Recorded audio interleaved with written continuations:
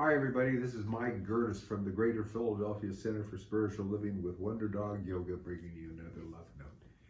Hey, today I want to talk to you about people that you run into that catch you off. People that you come in, that you run into that maybe don't treat you well. People that you run into that do cause you harm in one way or another, or seemingly cause you harm in one way or another. How do you respond to that? Or how do you react to that? Do you get all upset? If somebody disrespects you, oh, that was one thing that used to just hit me through the roof, to be disrespected. But think about it. How do you respond when somebody disrespects you? What is it when somebody is unkind to you? When somebody is arrogant to you? When somebody doesn't treat you with respect? How do you feel about that? Well, I can tell you how I felt about that. I could get downright angry. You know, and all my energy is going towards revenge and focusing on how much I don't like that person or don't like that company or whatever it was that I felt caused my discomfort or my embarrassment. But something I come to realize is that when I hold that negative energy towards anyone, even if it's so-called justified,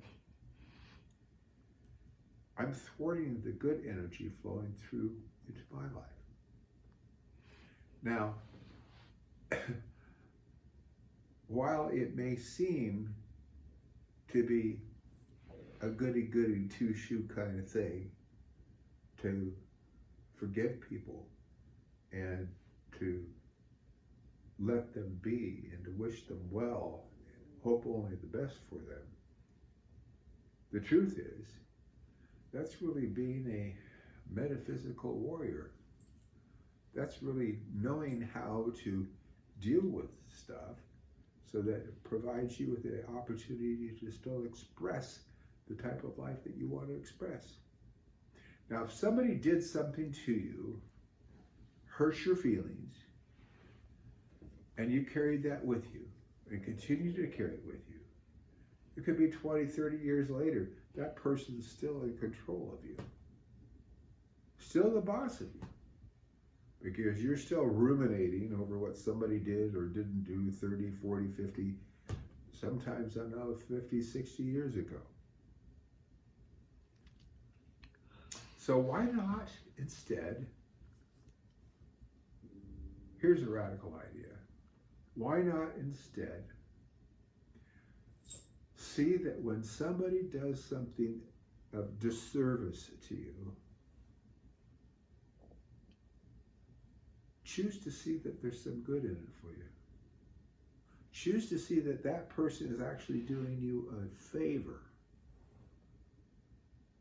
Because if nothing else, what it's doing is it's causing you to be more mindful. If nothing else, it's causing you to remember the truth that there's one life, that life is God's life, and that life is your life, as well as the life of everyone you meet. And it allows you to open up your heart to a greater understanding that there's people that are hurting. They want to do the right thing.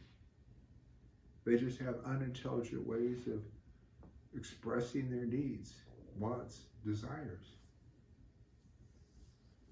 Perhaps it's an opportunity for us to show people a better way.